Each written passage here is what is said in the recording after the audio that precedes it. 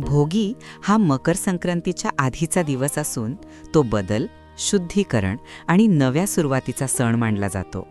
भोगी ही दरवर्षी 13 जानेवारी तर कधीकधी काही निसर्ग बदलामुळे 12 जानेवारीला येते. यावर्षी ही 13 जानेवारीला आलेला आहे.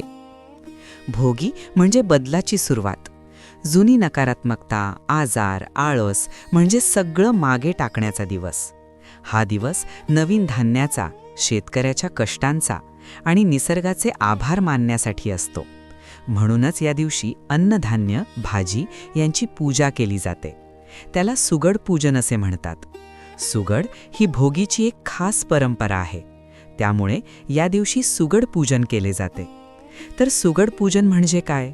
तर या दिवशी सुवासिनी आपल्या घरात नवीन मातीचे छोटी मडकी घेऊन त्याला हळद कुंकू लावून त्यात धान्य, भाजी, ऊस, बोर, तिळगुळ टाकून त्याची मनोभावे पूजा करतात.